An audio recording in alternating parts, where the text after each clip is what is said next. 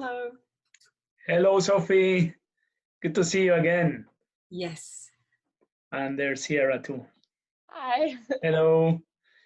It's gonna try to close the window behind me. So. Yeah.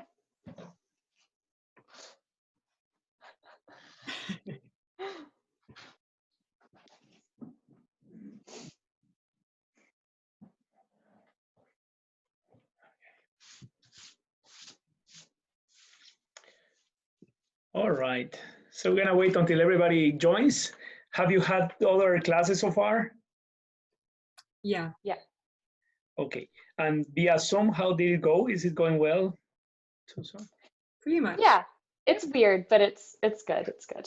Yeah. Yeah, it's so weird. We are from Yeah. this side of the story. For me, it's really challenging to see how we can deal with this, but I think all teachers are trying and testing. So thank you for your patience as well. We will see how it goes today with our class.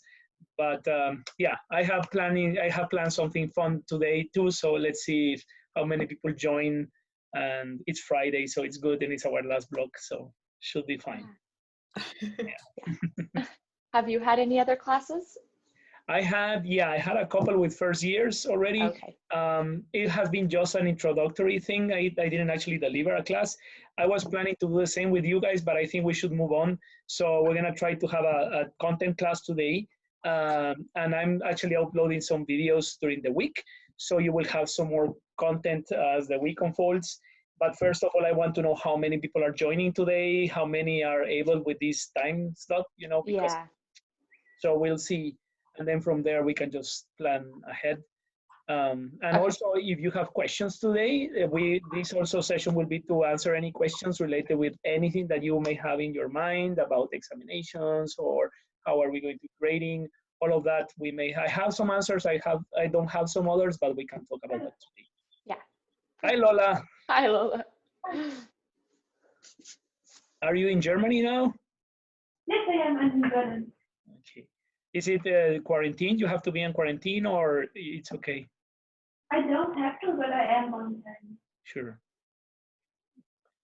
But there's nothing for the commendation.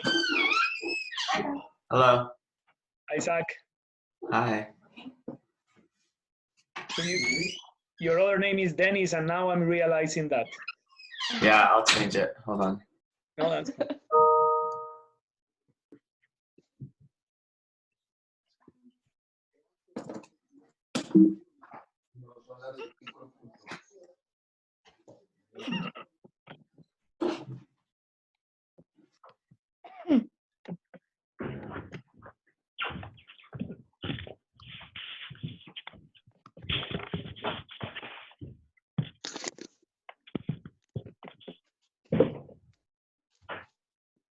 Good. So I'm going to ask whoever is joining if you can just mute your mics so we may have less interruptions. And then again, if you are talking, then you just unmute. We'll see how we can manage this. Maybe we can wait one more minute to see how many more people join. I know that time is not the best, but there's Asia also there connecting. So let's see. And Daniel, are you in Colombia right now, or are you this part of the hemisphere right now still? No, I am here at home and in quarantine, of course, but enjoying life. Okay, good. So how about, so as people are joining, how about going around? I'm gonna ask, hi Asia. Hi. So I'm gonna ask if we can, I see you on little, squares. So I'm gonna ask each of you as they appear in my screen, if you can just, in terms of testing your mic and how do we listen to each other. So if you can tell us, first of all, how are you doing? Where are you at right now in the world? And also it's important for me to know what time is it back home where you are. So we may have a sense of timings also wherever you are. So if that makes sense, if we can start with Sophie, if you can again say hi to us and where are you at right now, just to see if we can hear you. Okay. So hello everyone. I'm in Quebec right now. It's 6 p.m. and I'm good. Thank you. It's good to see you again, Sophie. And Sierra? Hi, I'm also good. I'm in Calgary right now and it's 4 p.m. 4 p.m. Good. Zach, I see you there. How are you? I'm good. I'm good. I'm in the Yukon right now. Same time zone as Pearson, so that's lucky. But yeah. Good. Half of Pearson students are over there still, aren't they? Mhm. In your house, right? Yeah, Giovanni's here. Okay. Yeah. Okay. Yeah, some students were not able to go up there because they closed flights. So yeah, it was quite. Unfortunately, I didn't even know a territory could do that, but yeah. Yeah. There you go. Lola, hi. Hello, I'm in Berlin at the moment. And it's 11 p.m. and it's like in 1 week it will be 12 p.m. because of summertime at a different time. And yeah, I'm tired and confused and happy to see you all. Good, thank you, Lola. So we'll see how these Zoom meetings unfold on the remaining weeks, because if it gets really tricky for you to be awake until this time of the night, in your case, then you don't have to join, because the idea will be to post the recording meeting anyways, so you don't have to. But again, if you want to, we are happy to see you here. And Asia, I see you next.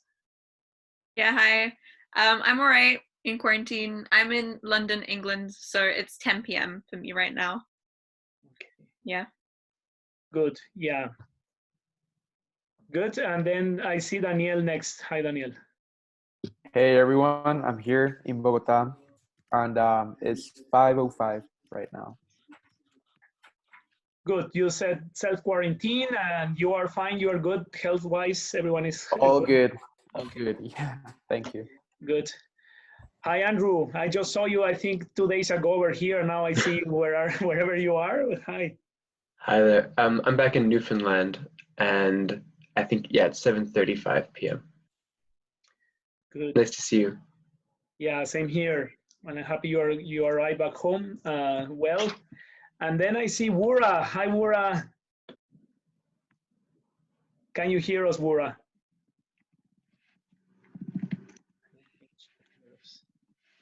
Hi, Samuel. Hello. So Wura, we cannot hear you. Hi. Now I can hear. Can you hear us? Yes, I can. Okay, thank you. So I'm wondering again, I know you are not back home, or are you back I'm home? still in Victoria for Okay. now. Yeah.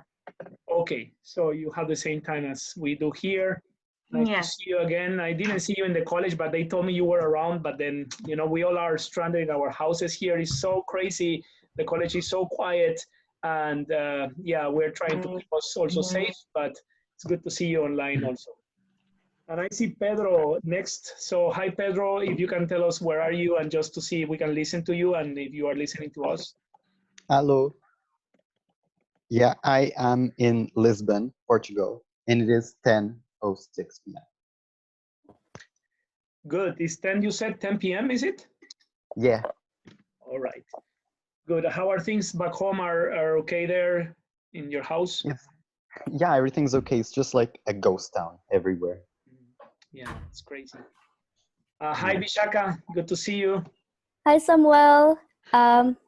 Yeah, I'm doing good. I'm in self-quarantine. I'm in Maryland right now, in the US, and it's currently 6 p.m. All right. So still not that bad for you. Again, today, Not Friday, is not, we don't want to be very late, but again, Yeah. 6 p.m. is still good. Yeah. Okay, thank you. Good to see you again, Vishaka. Anas, I see you next. I wonder where you are in the world right now. Hi, Samuel.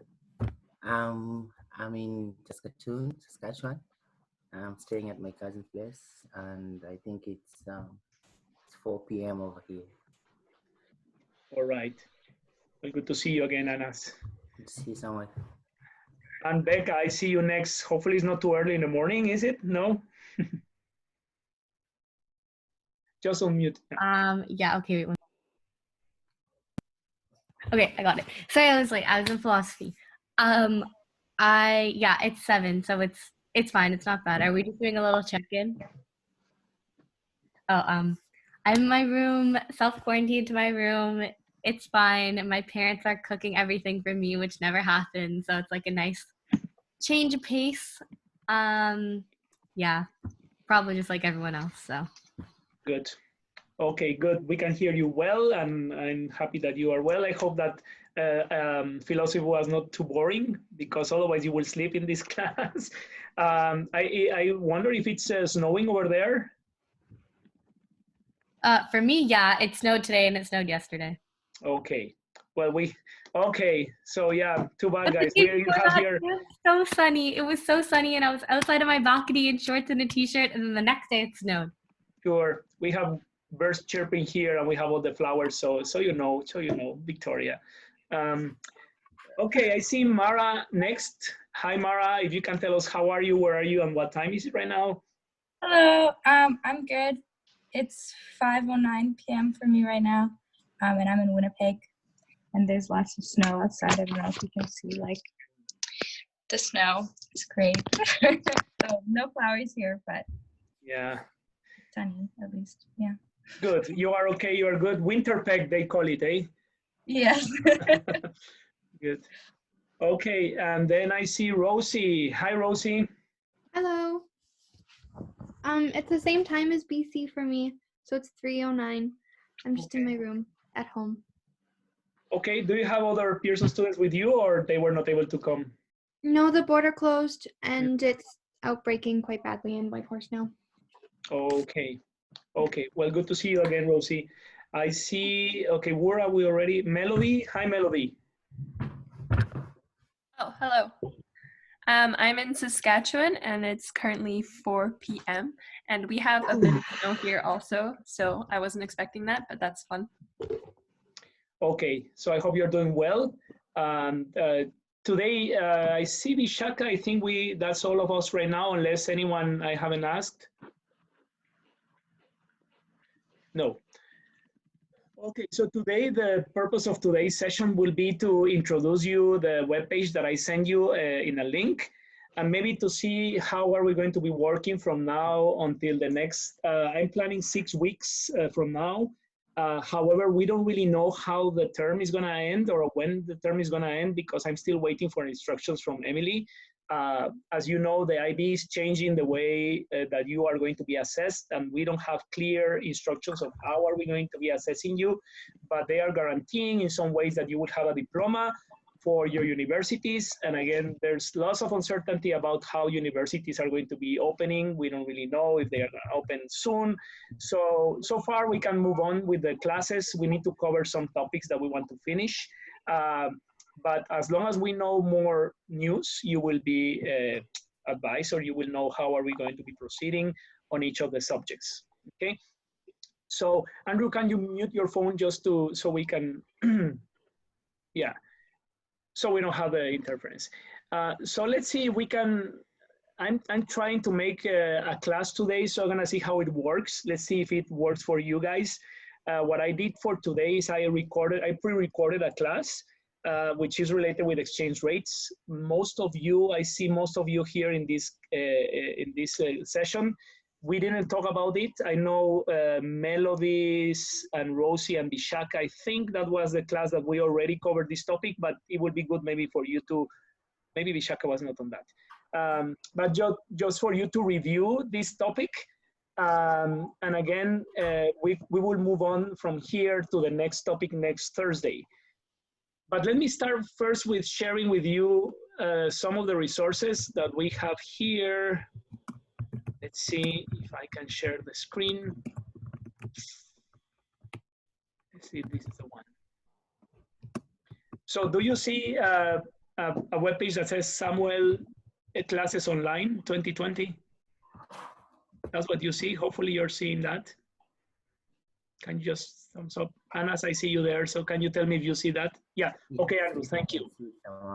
Can see Good. Samuel Classes Online. Okay, so this is the webpage that I created. I don't have a Google Classroom for some reasons. My email account of the college is not working to create any Google documents or classrooms, so I'm not able to do that right now. So I'm using this one to share with you resources. So if we go to the webpage, if you go and click here, Econ Second Years, then you will see that I have, first of all, posted the deadline for our last IA, okay? So I'm gonna push it for April the 2nd, which is next Thursday. So you are going to be submitting it via Turnitin. For those who already have submitted it, I have Sophie's here, I have Becca's here. Some of you have already sent it by email. That's okay, you don't have to upload it to turn it in. But then you will have to do it by April the 2nd for those who haven't. That will be the last deadline. I cannot receive later submissions because I need to start marking all your IAs. And I think that's going to be an important mark for you for your achieve or predicted grades. I'm not really sure how that is going to be working, but make sure that we have a good and a strong IA on this third one. Samuel? Yeah. I was reading today at the IB questions and answers at the official website that now the IAs will be exclusively marked externally. Is this correct? I don't have an answer for that yet because I haven't received any information from Emily. So we are not really interpreting yet what the IB has sent until we have a clear policy from the college. So once I have that, I will let you know, guys, okay, if that is going to be the case. Maybe if they are saying that they are not, that it's going to be only externally marked, then, well, that's fine. Then we will send all your IAs to them. I wonder how they are going to be receiving all those documents, but that will be the next step. So we're going one step at a time, and you will know for sure how that is going to work. In case they are asking for the 3 IAs, and I know some of you may have written your first IA, and let's say that you have drawn your graphs by hand, and let's say that the second and the third IA, you draw your graphs with a computer. Let's say that's the case. Because we want consistency, I may let you know that we need to put all together in the same way. So all the 3 IAs should be having the graphs doing by computer. So we need to figure out when is going to be that deadline. And if we have time to do that, then you will be able to change that IA so the 3 of them are consistent. So it will work on your benefit. But so far, because I don't have information, let's wait until the next week, and I'm going to try to find out as soon as possible how are we going to be working with IAs. Okay, good. Good. There's a link on the webpage here coming back to this. This is just a summary that of what we have seen. We don't need to go there right now. But if we go here to more, then there's an economics book. That is the book that we are using for the IB purposes. If you need it, then you can use it. Otherwise, use any resources online. You know, there's plenty of resources and videos online related with economics IB, but there's a book for you if you want to use the book. Then if we go to more, let's go down here. So what I put here on the webpage is the 3 chapters that we are going to be covering on the remaining weeks that we have. So I'm planning to use 6 weeks. 1 week and a half, or let's say today and the next session is going to be about exchange rates. And these 2 topics that, again, Becca always asks about higher level and standard level. So these 2 topics are going to be higher level topics that I will post the sessions next week for higher level students. That's the Marshall Lerner condition and the J curve. And then we're gonna finish with terms of trade, and that will be all for international trade chapter. Then we're gonna dedicate 2 weeks to talk about inequality and income redistribution. And the last weeks are going to be about development.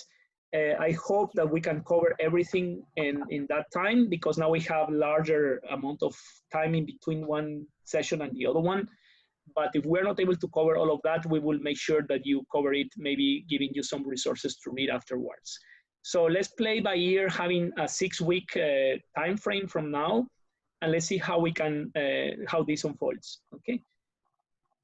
If we go to where it says more, and you click here, let's go to the international trade chapter. So this will have resources related with this topic. So today we're gonna watch this 20-minute video that I already made. The idea would be to maybe deliver it on real time, but I was just nervous of how it was going to work. So I'm just gonna share with you this video that I just made. And then we have the PowerPoints here about this topic. There are some tasks. We will talk about these tasks later, and there's a quiz. So today, I hope not to use the 2 hours that we are allocating, but let's say in 1 hour and a half, we will talk about all of these tasks that are here. What to expect for next week is going to be also related with this. And then the other 2 links are about the other 2 chapters. I'm not going to go there yet, but then you can play with this webpage to see what this is about, okay? So let's see what else is important as an introduction. Yeah, I will try to communicate with you via email if there's anything that is maybe going to come just before the next Friday. If there's something that you need to read or to see before next session, I will send you an email related with that. Otherwise, whatever we said today is what is expected to be done for the next week. If you don't have something to write, I may ask you please to bring something like a notebook and a pen, because I want you to take notes. And after the session ends of this video that is going to take 20 minutes, I'm going to ask you some questions, and you will need to make some graphs as we are talking. So it's going to be useful for you to have something to write. And what I will do right now is just to play the video.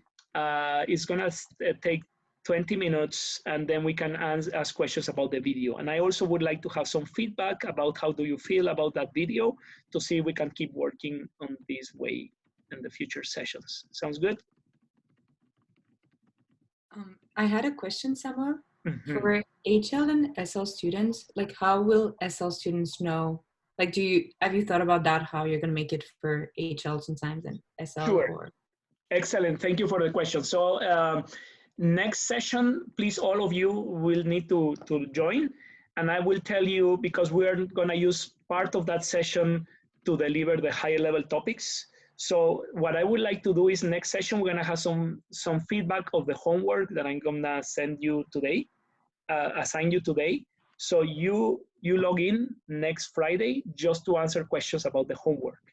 So once we have covered that, if we are delivering a higher level session, I tell you, then you're free to go, and then we stay with the higher level students.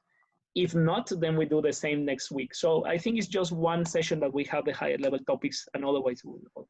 Okay. And the last thing will be, you don't have to join to these sessions again, unless you really want to have some conversation about the homework that I will be leaving. So the idea will be the first 30 minutes of the session will be to ask questions and to go through the homework. And the remaining time will be to have the new topic delivered. That is the one that I'm gonna be recording. So you can do it by your own time anyways. Okay, good. Unless there's another question in general about the web page or.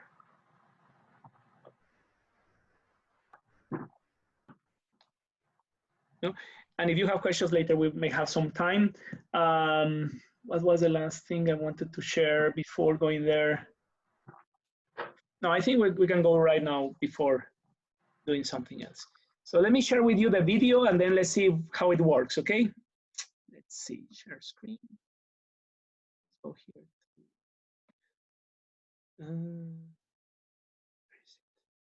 Oh, I see.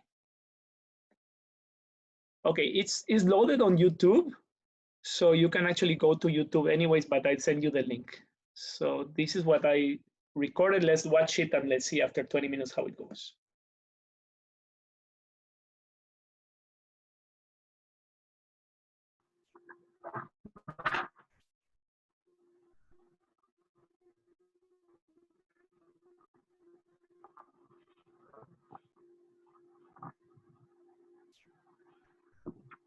I don't know for others, but I don't hear anything. Me either. You don't hear? Yeah, no, me neither. Okay. But the other day in marine science, I think we figured out that you can't actually listen to videos through. Oh. Okay. So this is interesting, because then, let me see. If you figure out that, then mute my audio, share, yeah. Okay, so what we can do is that we can do two things. We can do, if you can just go right now to the link I'm gonna post right now here on your chat. Let me see.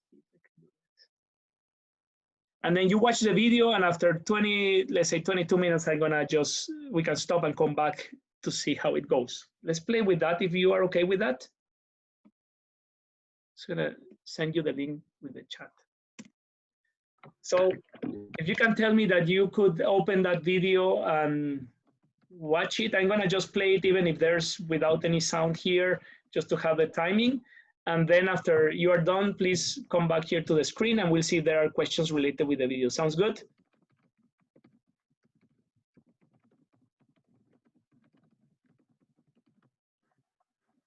Should we leave the meeting and then just come back in the meeting at like?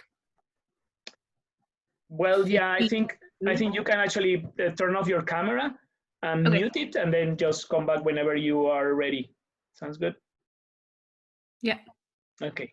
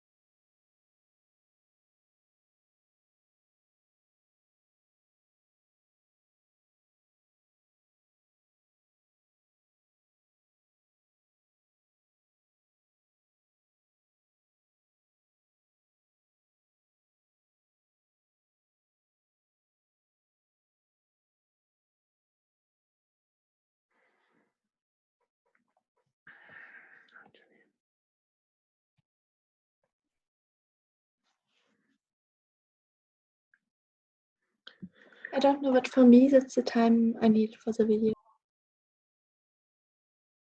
Do you say you you would like more time or less time? I didn't get it. Just, I'm finished. Oh, okay, yeah, good. Yeah, I think by now everybody will start to pop up because I just finished too, so hopefully they didn't get bored.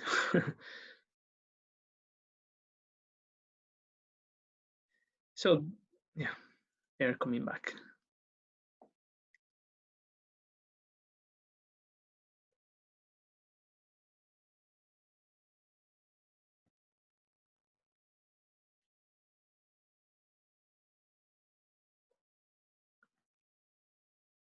Okay, I'm just so you know, I'm recording this session as well. Now I realize that there's 20 minutes of nothing happening because we were watching the video. So I will see if I can edit it, but this is the one that I'm gonna submit it. Again, I will try to put all these sessions on the webpage. For those who were not able to connect today, they should be able to follow these sessions as well. And the same with you guys. So this is kind of a sample session of what we may want to do every Friday. Now, I want to open it to any comments that you have about the video itself, maybe our questions about content. We may use some time for that, and then we can move on what to expect for next week. Sounds good? So just pop in if whoever wants to just reflect on what did you, yeah, anything about the video or anything about the content. This is more related, oh, sorry. Go ahead, Lola. Okay, I'll go. I had a question. You said that when US citizens living in Canada are going back to the US, they are exchanging their Canadian dollars for US dollars, therefore the supply of Canadian dollars increase. Will the demand for, wait, no. Will the demand for Canadian dollars also decrease or? No, good question. So because we are looking at what shifts actually the curve is whoever is holding or whoever is demanding more, and that is a shock that we are analyzing. So for example, people are demanding more, then that will shift out the demand. People are supplying more, then the supply is shifting out. And the same thing if it's demanding less or supplying less. So if nothing is happening, let's say if there's no additional shock making people to demand more or less, then what we have is a normal, it's our equilibrium. So the equilibrium remains, even if there are small fluctuations, it remains. The shock is the one that is making the shifts to happen. So there's only going to be just one shift. So in this case, the supply of Canadian dollars is shifting out because people who are here and they are going back to the USA, they are selling additional Canadian dollars into the market. It's not the normal sell of Canadian dollars. There's a shock that is making more selling of Canadian dollars. Now, what is going to be demanded more? US dollars. So if you go to the other side of the story, the other side of this coin, then the US dollar market, the demand of the US dollar is shifting out. So then you have shift out of one side and shift out of the other side from the demand side. But nothing happens with the demand curve of the Canadian dollar when people are traveling away from Canada, because it doesn't mean that people are demanding less. Actually, the demand stays the same. I had a question about, I don't know if it was, I forget if it was in the video, if it was just like right when I tuned back in that you had said right now, like kind of the markets and the currencies are crashing because people are purchasing less. But I don't know, at least from like, okay, what it's like back home is that people are purchasing less from small businesses, and businesses, like I would assume, don't have that much of an impact on the market, but are purchasing more from like big or like there are shortages in like all the stores. Like, I don't know, here we have like Sobeys and Superstore, which are like our grocery stores, and Walmart, like all of those big companies that in my perception are like controlling the market, are all like they're running out of things. So why are all the currencies crashing when like big businesses are receiving more? Business, I guess, and like small businesses probably aren't, but like, do they really have that much of a? Okay. Okay, great, Becca, thank you. So if we think about what's going on in the world right now, we have different ways of looking the shock, because one shock will be on the trade of goods and services. So what do you think is happening right now in the global trade? if you're thinking about people are not buying stuff from the rest of the world, that's what we're looking at. People are actually stopping trade because you're not really buying more stocks of let's say milk, let's say powder milk from China, because people here in Canada are not buying too much. People are staying in their homes. So all the trade is actually diminishing. So the trade is actually lower all over the world. But also we have the other side of the story in the balance of payments. Let's think about the financial flow. So I'm going to try to answer your question in 1 second, Becca, but let's see what's happening on the other side. So let's say people right now are looking at let's say the stock market in the USA is starting to crash. People are actually, all the values of the stocks are going down, down, down, down. People are just selling their stocks. They want to get rid of those papers because they think that the recession is coming soon and actually is starting to come. So they want to have maybe assets. Maybe they want just to buy a home, or they just want to buy gold instead of having those papers that now are losing money. Think about the stocks of Facebook, for example. They are falling down. So if they are selling those stocks, and let's say if you're a Canadian that you already hold stocks in the USA, and now you're selling the stocks, and you want to buy instead some land here in Saskatchewan, let's say, then just you want to sell your US dollars because you're going to be selling the stocks in US dollars, and then you want to exchange those dollars into Canadian currency. So looking at that is when you analyze, okay, let's analyze one shock at a time. Let's forget about what's happening with Walmart and all these other businesses, and what is affecting the exchange rate now mostly is all this flow of financial flows that people are actually retiring from banks and retiring from the stock market, that is affecting more the value of the dollar than other things. But also we are looking at a lower level of imports. We are importing less from other parts of the world, and also we are exporting less to other parts of the world because the whole contraction of the economy is facing in the two sides of the story. So if we look at all of that, maybe we need to make maybe one step at a time of how that is affecting the value of the Canadian dollar in this case. The small businesses, as you're saying, Becca, they may not be making a big change on the exchange rate that you're saying, because maybe they are just buying local wheat and local milk in order to produce local bread. So they are not really making a big change on the exchange rate.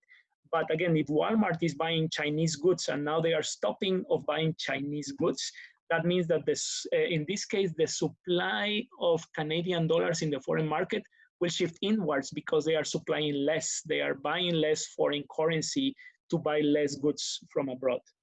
That may affect the Canadian dollar and may increase the value of the Canadian dollar if we're talking about China, for example. Let's think about the USA. If people are buying less goods from the USA, means that there's less supply of Canadian dollars in order to buy less US dollars. So that may also increase the value of the Canadian dollar versus the US dollar. I'm just trying to build here, how are we analyzing one thing at a time? Because maybe on the other hand, people buying now more Canadian dollars because they are repatriating their dollars from the USA. They want to buy things here in Canada instead of investing in the US market. That will also shift out the demand of Canadian dollars.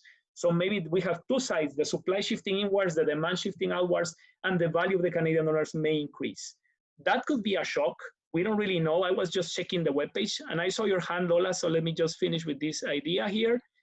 If I share you the screen of what's happening right now with the value of the Canadian dollar just 1 day ago, if you see this is I think from 1 day from now, so the value of the Canadian dollar just increases from 70 cents to 71 US dollars.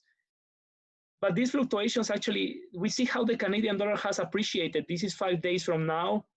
Can you see the screen? Do you see the screen of but from let's say we go 3 months ago, actually we see this is what is plummeted. So the value of the Canadian dollar fall down with the US dollar for some reasons. Maybe people are demanding less Canadian goods.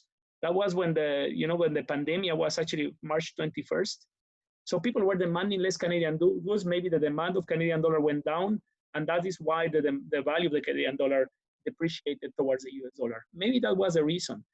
Maybe people were canceling their vacations to Canada. So again, the demand shifted inwards. They are not demanding as many Canadian dollars now as they were before. that is making the demand or the value of the Canadian dollar to depreciate. So again, we cannot tell that it's just one shock because again, we have the trade shock, but also the financial flow shock. Hopefully this clarifies a little bit your question, Becca. I don't know. It does. I had another question that I was, I've actually been wondering this for a really long time. With all the shortages in the grocery stores, why aren't the stores increasing their prices? Because aren't they're also like laying off a bunch of people? So wouldn't that be like a shortage of labor? And then they would have to, I guess they would make up their money from that. But like, why, like, okay, I just kind of contradicted myself, but why are they like not, why is there no inflation with all the shortages? Yeah, that's an interesting question about what's happening right now. Let's forget about exchange rates for 1 second to answer your question. So let's say now people are stopping, they are not really selling that many goods or services. Now you are saying why aren't they increasing their prices? That was your question, or? I know for like grocery stores, because at least like the grocery stores here, there's no food in any of the grocery stores. Like you go in and there's nothing. There's a really high demand for that, like specifically for food. And toilet paper, I guess. Sure. So why are those prices not increasing? Okay, we have two ways of looking at that. First of all, maybe they just want to speculate. They just want to cut the supply. So that's why they are saying we're not going to supply anymore. And then we're waiting until people really are willing to pay. And then they release all the stocks, but at a very high price. That will happen only if we have just few firms able to do that. Remember, in a perfect competitive market, everyone wants to sell, but we know that most of the firms are very few firms who are supplying, let's say in this case, toilet paper. That could be one way of analyzing that, but another way could be the ability for them to produce in the short term. Remember the elasticity of the supply? It could be very inelastic or it could be more elastic. So what we're looking is that if people are demanding more toilet paper and the rate of the demand is changing so fast and they are not able to supply as much, maybe this is what's happening. The supply is almost inelastic because of the short term. So people are demanding a lot and now it's being depleted. Or we may expect now people are demanding a lot, the prices of toilet paper should go up. That's what we will expect to happen. If that is not happening, then that's something that we cannot analyze from the theory. Maybe something else is happening that I wouldn't be able to answer right now. We can explore that later. Lola, you had a question. Yes. Also, this is more for the homework you gave us before. What means CAN? Good. So let me go to the homework because you received something like this. Is a PowerPoint that I sent you. Again, I know Zach did it already in the class and Rosie was there as well. I think that class, was also Pedro and some people also in that class. So what this CAN means is Canadian. We are doing this homework in terms of Canadian dollars. I think I'm gonna share the screen better. It's better for us to see what's going on here. So this is going to be your homework, which is playing with the model, okay? So it tells, for example, how the shock, let's think about a shock. Here's the shock on this column, and here's how it will be affecting the demand or supply of Canadian dollars. We're using Canadian dollars for simplicity. You can put here your currency if you want. But let's say we are based on Canada and we're looking at the exchange rate of Canada. Let's look at this shock. There's an increase, this arrow will say the shock is an increase in foreign interest rates. So let's think about how people may be reacting if the interest rates, let's say in Brazil, is increasing. So that means that if you move your money from your bank in Canada and you put the money in the Brazilian bank, let's say, then you will receive more interest rates back. So foreign interest rates are making people to what? To sell more of the Canadian dollars in the foreign exchange market because they want to invest abroad. Does that make sense? So the supply of the Canadian dollar is shifting out because people are supplying Canadian dollars in order to buy what? Foreign currency. In this case, the currency of the foreign banks that are increasing interest rates for them to invest in that bank or to put their money in that savings account. Yes, Lola. Couldn't also when the foreign interest rates are high, then the businesses in these foreign countries can't start as easily, and so the foreign supply would shift in because they can't like start their businesses, and they can't have such a good start into the business world. And so if the foreign supply shifts in, then also the imports would shift in. Okay, let's rephrase what you were just saying, because that's important. Because this is why we need to use our paper and play with the model, because that will help us to understand what's happening. So if the interest rate, let's say that in Germany, let's assume that in Germany the interest rates went up. Okay, for some reason the interest rate is higher than they used to be. So for the rest of us who are connected right now here, we may say, okay, it's better to invest in the German bank or to put our money in a German savings account because the interest rate is higher than it was before. Okay, that should make sense for us abroad investing in Germany. So what is going to happen is that we are going to, if we all are in Canada, we all are going to be selling Canadian dollars and buying euros. Does that make sense? Because we want the euros to be on the German bank because of the higher earnings of interest rates. So that is going to be shifting out the supply of Canadian dollars, because all of those are going to be selling Canadian dollars, and shifting out the demand of euros. So it's a side story, okay? That will depreciate the Canadian dollar and appreciate the euro towards the Canadian dollar, ceteris paribus. We're just looking at these two shocks at the same time. Now, you are saying because the interest rates inside Germany are increasing, people are not really investing in new firms. They don't want to make any loans. Okay, that's a local decision that is not affecting right now the exchange rate, because let's say if you are a small business in Germany, maybe you wanted to start a business right now. You wanted to make a loan in the bank to start selling Wiener Schnitzels in the streets. Now it's expensive to make a loan. So you will say, well, what I do with my euros? And you're saying, well, I should actually do something with my euros instead of starting my business. So you could do many things, but we cannot say for sure that there's an incentive for you to put your money abroad from Germany, because the shock is not really telling you that you should put your money abroad from Germany. So we don't really know. We cannot say for sure. You may be investing in the US market, you may be buying stocks in Guatemala. That's something that we don't really know, and we cannot actually use that as an assumption. But we can say for sure that people will be attracted to invest in Germany if the German interest rates are increasing, because that will make people more prone to invest in your country, and that will affect then the value of the euro and the value of the Canadian dollar. Ceteris paribus, one shock at a time. Very simple. We don't want to contaminate the analysis with other shocks, because that breaks the assumption of ceteris paribus, one shock at a time. Okay, so what I would like you to do is to match, as we see here. Again, the first one is increasing foreign interest rates. That will shift out in this case, the supply curve of the Canadian dollar, and therefore the exchange rate of the Canadian dollar will depreciate. Same thing with the other one. Increasing Canadian exports. So if we are selling more goods to the rest of the world, what's going to happen? Are people buying or selling Canadian dollars now more? People are demanding more?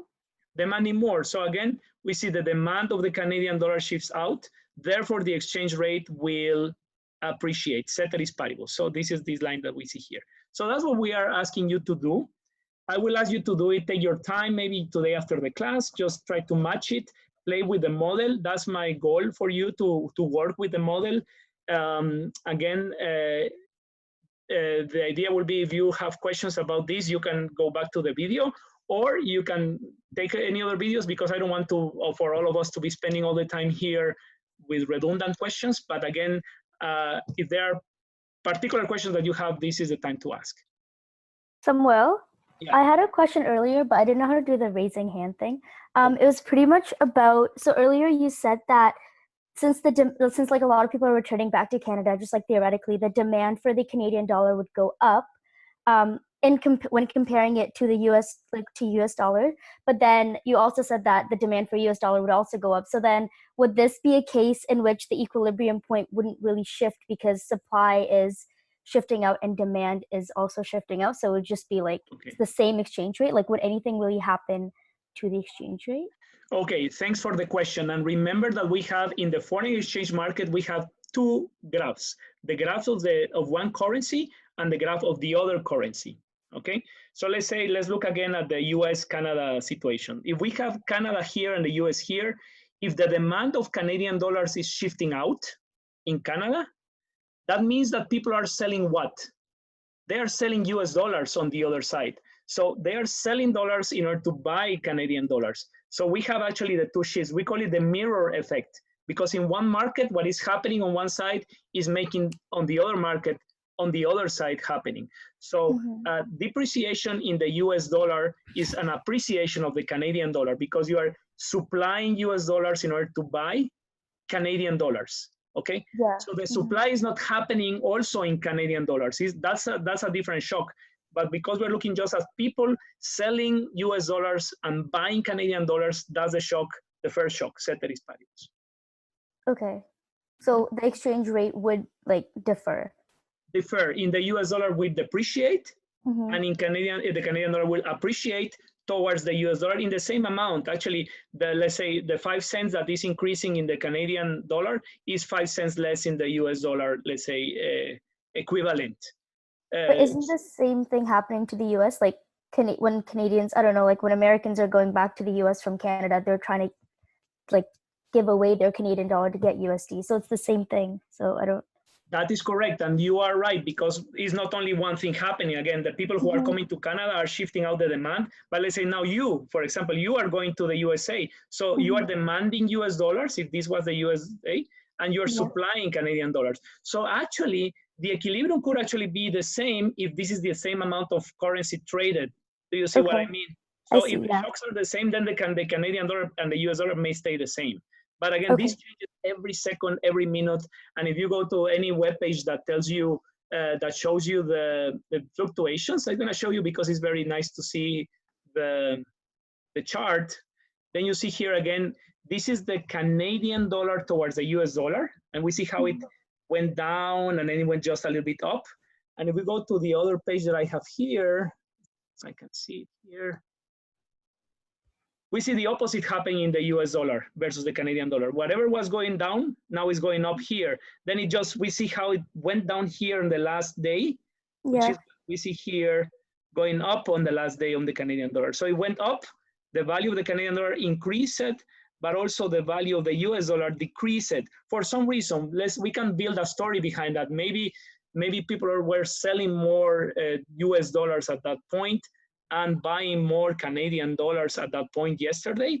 And that is what made the Canadian dollar to gain value and the US dollar to lose value.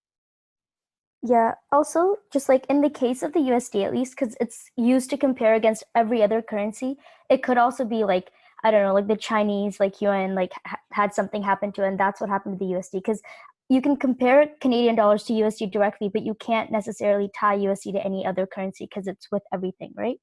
Yes, that's correct. We analyze exchange rates just towards another currency, and then that's why we analyze only the exchange rate with another currency. If we generalize the exchange rate of a country towards the rest of the world, that's kind of a very big average. So actually it doesn't tell us anything. We might say the exchange rate of the US dollar towards what? Towards a general currency, it doesn't exist. So that's why we analyze just one currency at a time. Okay, that makes sense. Thank you. Sure. And the thing is that all these fluctuations of currencies happen because of the relationship of one country with another country.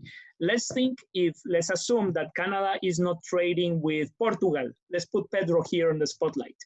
Let's say we don't really want to buy the beautiful wine from Portugal and the cheese that they produce. So we don't have any trade with Portugal. So actually we don't really need to buy are you using euros, aren't you, Pedro? I hope you're there. Okay. Yeah, we have euros here. Yeah. Sure. So in Europe, we have euros as a general currency. So we can talk about the euro fluctuating because other countries trading with the rest of the world. But if Portugal had just one currency, then we wouldn't see any fluctuations between Canada and the currency of in this case, of Portugal, because there was no trade. There was no relationship between these two countries. Now, if Portugal was trading, let's say, with Colombia, then you will have an exchange rate between the Colombian peso and the Portugal currency if that was the case. By the way, Daniel, sorry, I was changing the name of your currency. It's fine. It's fine. You have the Any right to other- do it. Any other questions? Good.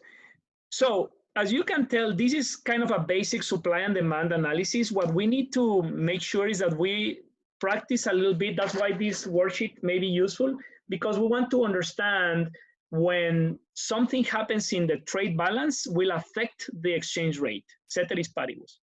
When something happens also in the financial flow or the financial capital account and financial account will also affect the exchange rate. And because we're just making one shock at a time, we don't need to worry about too many shocks. But let's say, I'm gonna just test you guys.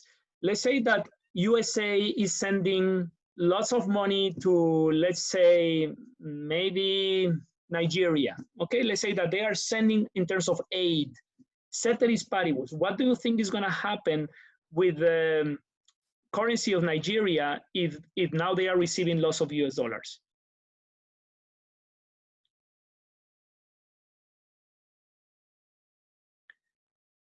So people, the US dollar is going to be demanding more Nigerian, sorry, can you remember your currency, Wura?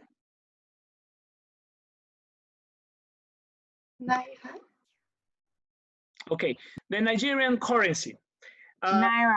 It's Naira. Thank you, Wura. So the Naira, so if the US dollar is sending aid in terms of US dollars to Nigeria, they have to buy the Naira because people will receive the dollars, but they will exchange it to the Naira in order to buy whatever or to deliver to the people or to do whatever they want to do with that money.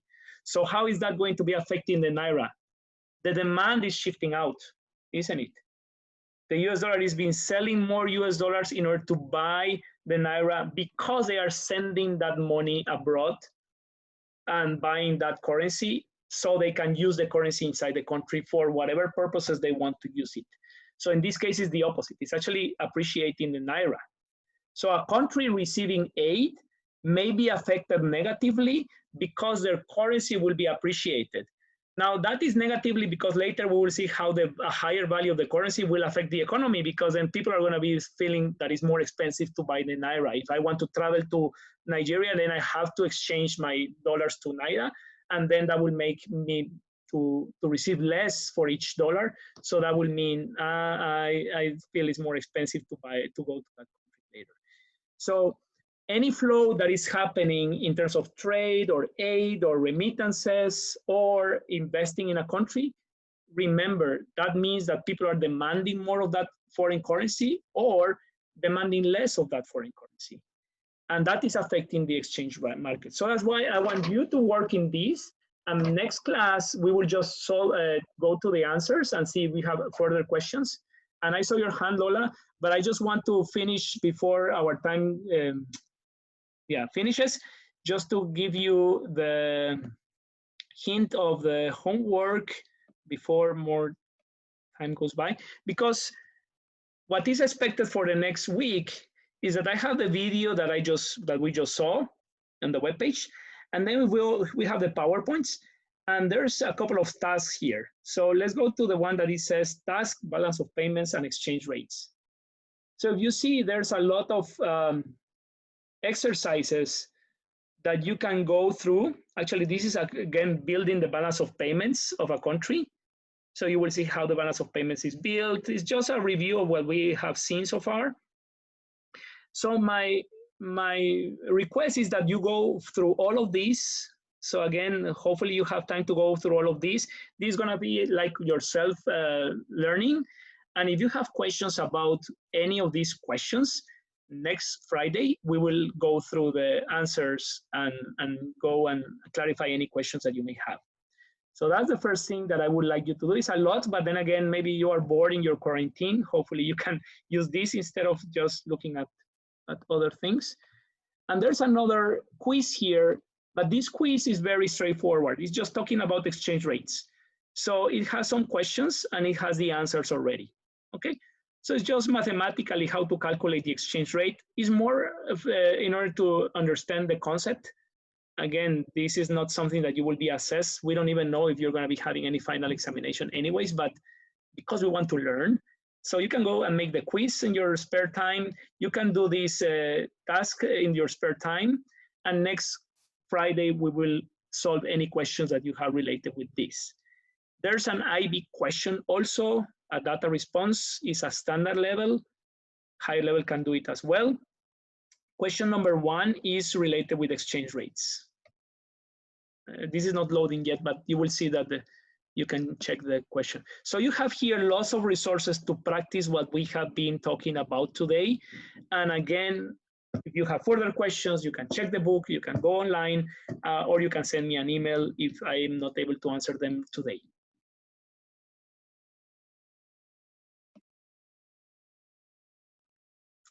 Let's see, if there are any comments or questions.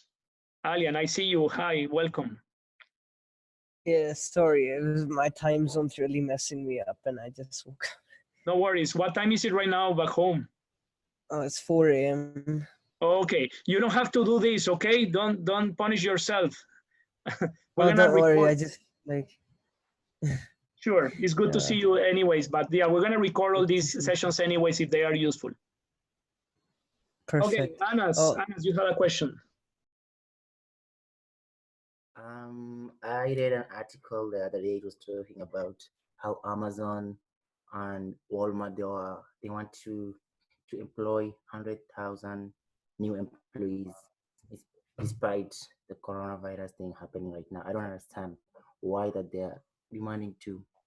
I mean, why they want to employ more people, and people are being asked to stay home. And I don't understand how this works economically. Can you please explain why? Sure. Thank you. Well, guys, this is a very fascinating time to talk about economics. And I saw 2 hands raised, but I just want to answer Anna's question. Again, this does not necessarily have to do with exchange rates, but there are super valid questions, and maybe this is useful for us to just talk about to understand what's going on in the world. We are actually looking at something that hasn't happened before. One thing is people not buying stuff because they are staying at home. It has never happened in the last 100 years. We haven't seen this happening as it is happening now. People stranded in their homes and not buying things overall in the whole world. This is not there's no exception. So what we may think is, if we think about an aggregate demand of the whole world, is shifting inwards. That's what we're looking at right now.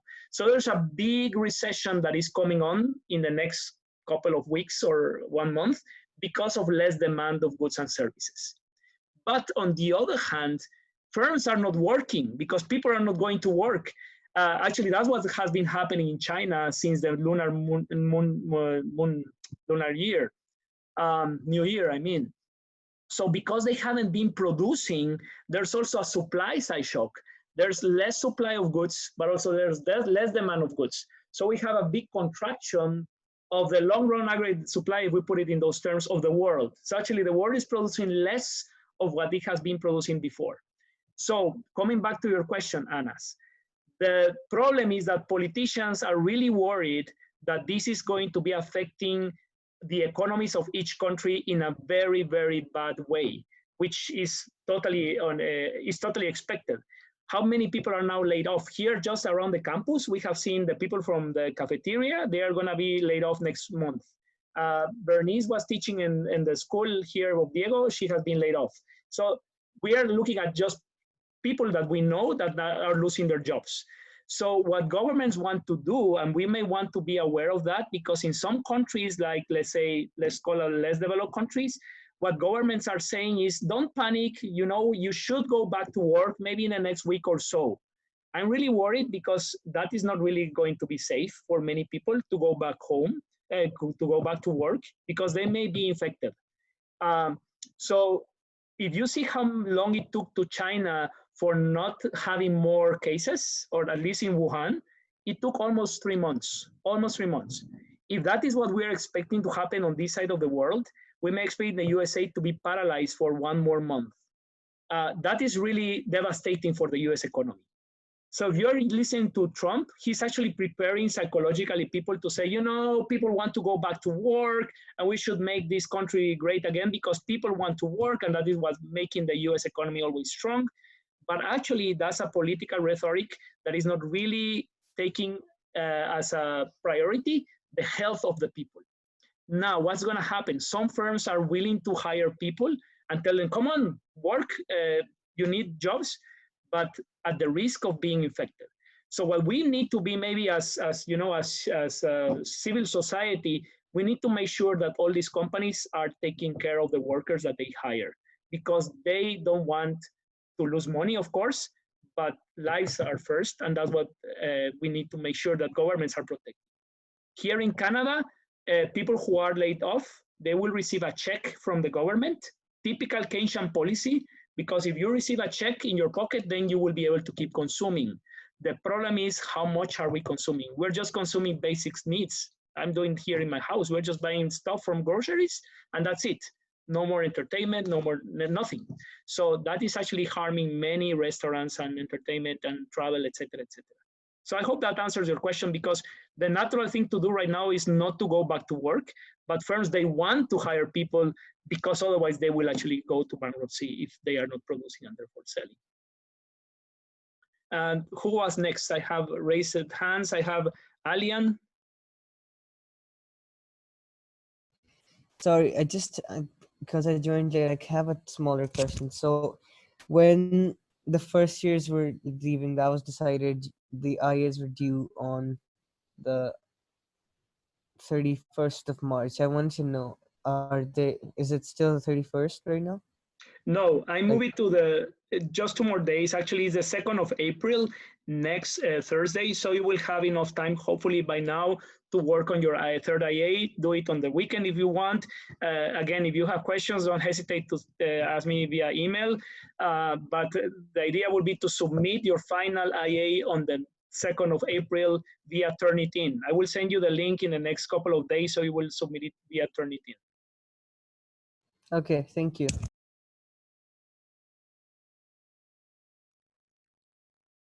Okay. Okay, so again, this could be a nice space to talk about what's going on in the world. You may see how many by the book policies we have seen are going to be taken in some economies. Canada is typical of using Keynesian policies. We call Canada a welfare state. People actually what Trudeau is saying that the government is not going to allow people to not to consume, but also they want to protect people and keep them in their houses. So we may think about people receiving checks in their mails. You will see maybe that happening in your households in the next couple of weeks, just from the government. And the government may also hire people in order to produce maybe more medicines if they are needed. I expect that to happen eventually. And interest rates are going to fall down to the minimum possible.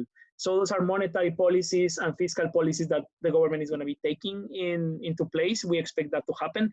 But because people are scared of going to work, we don't know how the production is going to be reacting. We don't know if there's going to be enough food or enough goods and services produced in the future if people are staying at home for the next month because of the fear of getting infected.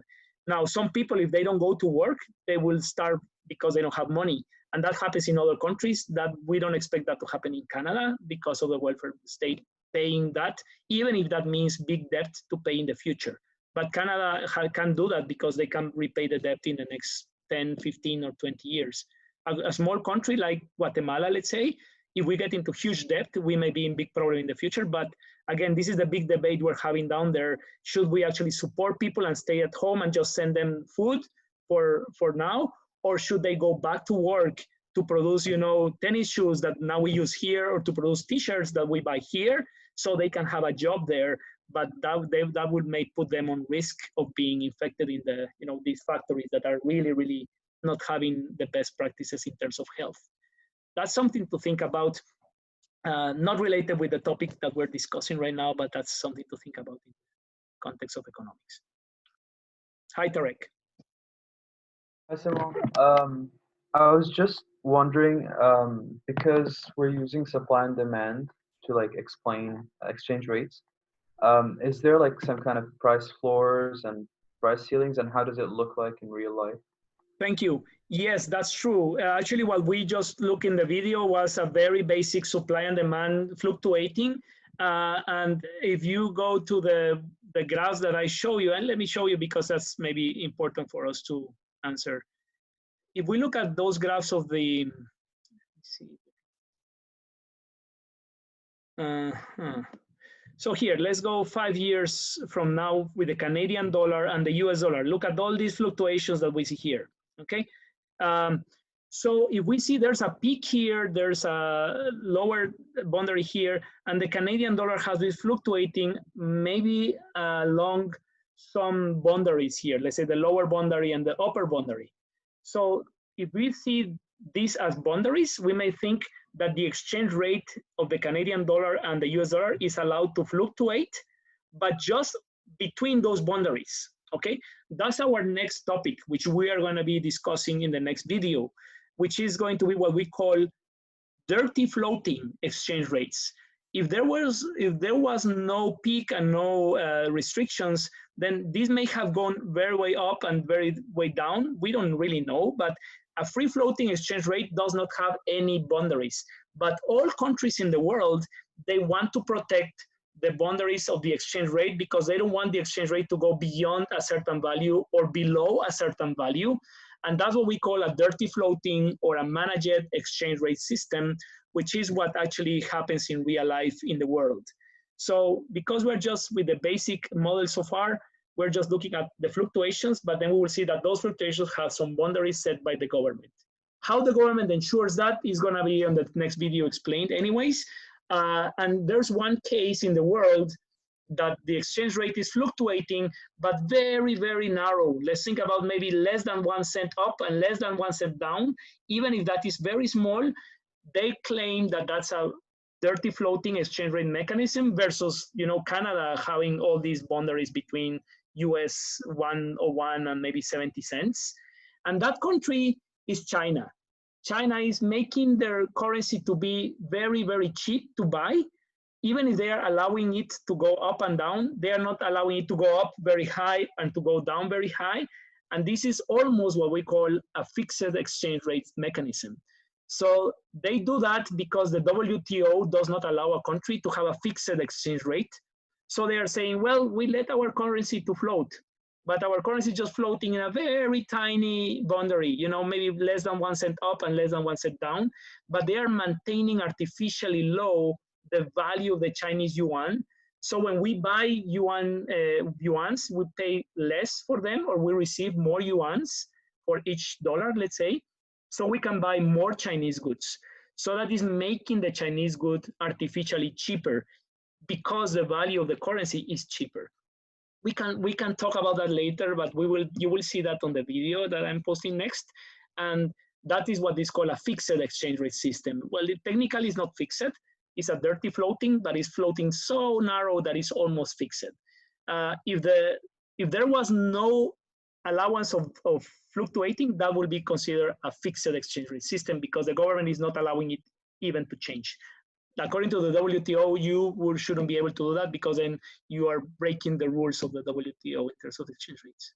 Hopefully that explains a little bit, Tarek. Yeah, thank you. Okay, good. So guys, I hope that this is because we're coming 1 hour and a half from the beginning. I don't want to bore you as well, but if you are okay, I don't know how did you find the video. Again, it was my first video, so hopefully I get better in recording them. But I will try to record more videos and upload them on that webpage. I will just identify them by topic, so you can come there and go back and forth. But also you can just Google videos related with exchange rates and find the best way for you to learn about this. And our sessions like this will be more about questions and answers if you are okay with that. So we don't spend the time of watching the video, but you watch the video beforehand. Yes, Lola? Oh. This is just agreement. Okay, okay, good. So let me summarize for today what are we expecting for next Friday, okay? First, if you are not clear with the topic, watch again the video that is already on YouTube. The link is on the webpage. Secondly, if you can do the worksheets that are there, take your time to work on them. You don't have to do all of it. You don't need to submit that to me. I'm not marking those. It's for you to practice the concepts. And third, work on the quiz that is also there because it has the answers already. So you can just check your own answers of what they are asking. And if you still have time, which I don't think you will, but there's an IB paper as well. So you can choose to do either or. So there's a data response question related with exchange rates, is the first question related with Australia. And then you can practice what we have been seeing so far. All of that is part of your learning.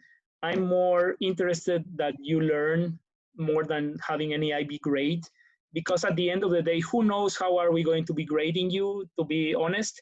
If it's going to be the IAs, then you are done because you will submit that and then you're done. But I want you to be engaged into this topic because this is something that maybe you want to keep learning, even if you're already going to be graded for your IB diploma. Okay, so I will keep having our classes. I expect to see you guys also to check on you, and it's nice to see your faces again. But that will be for me to share with you today, unless there are questions.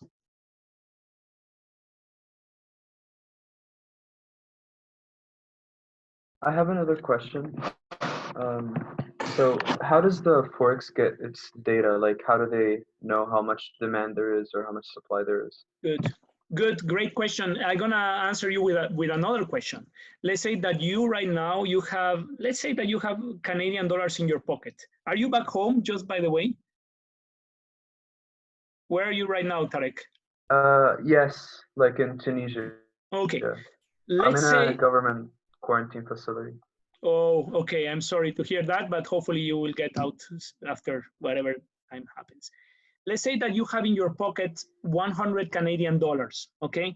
You took them with you when you left Canada.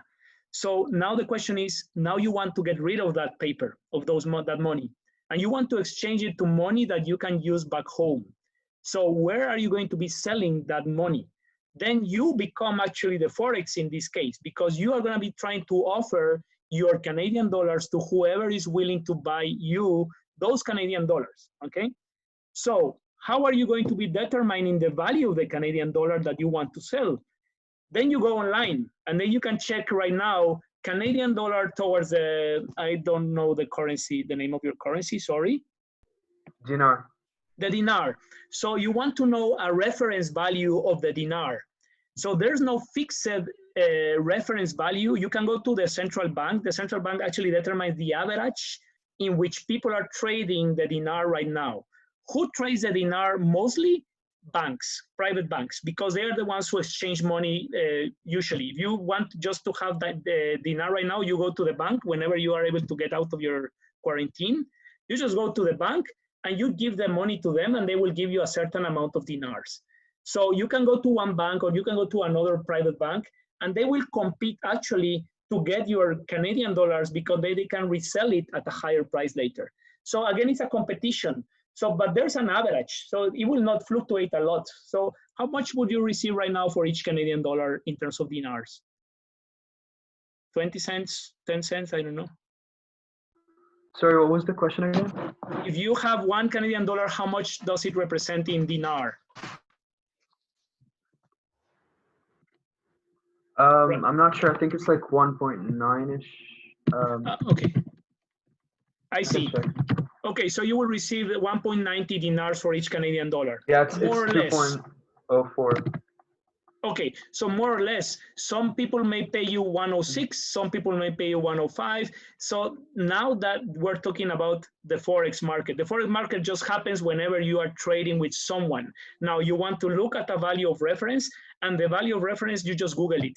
Right now, the technology is allowing us to find different values, and then you say, well, this benefits me, or I may just go to the bank because they are paying me the best. But maybe someone outside the room that you are, maybe you can sell it at a higher price and you will be benefited. Now you become the Forex in this case. So the Forex is not just a place, but it's just the way that people trade between themselves.